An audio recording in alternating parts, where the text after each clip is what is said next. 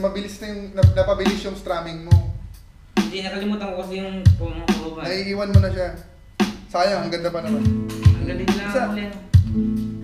Basta tandaan mo, i-feel mo yung beat. I-feel mo siya. Pag hindi mo siya finil, talagang mapapabilis ka, mawawala ka. Kasi ako, pag nagli-lead ako, sinasabayan ko talaga yung beat eh.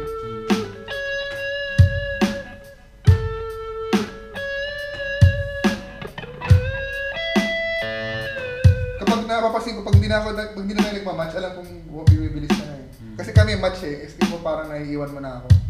Pero pag pinipil mo siya, wag ako, siya i-feel mo. Sakto yan, sakto yan. Sige.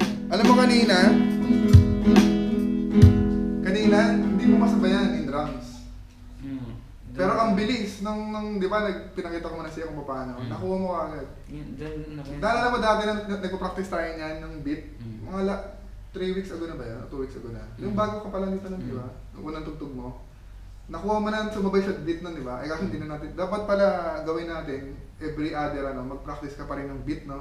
Para hindi mawala sa'yo. Kasi nakawala eh. Pero naibalik mo kagad eh, nakuha mo ka. Kanina hindi talaga sabay yung ano mo, pero ngayon sabay na eh. Okay, isa pa.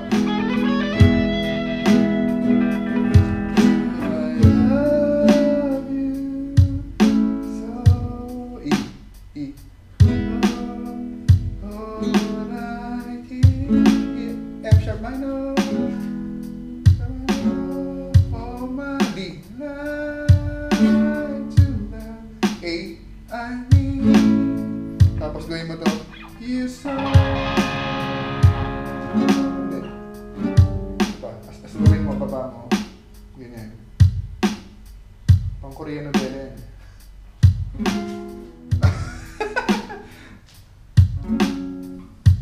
Sayang. C minor. Hindi minor. C sharp 7. C minor? Hindi. C sharp 7 nga ulit. C sharp 7 tawag doon. Ang C sharp minor, pag ganito. Ang C sharp 7, ito. Yan, isa ta. Yung system. Sa groove. Feel the groove. 3, 2, 1, go.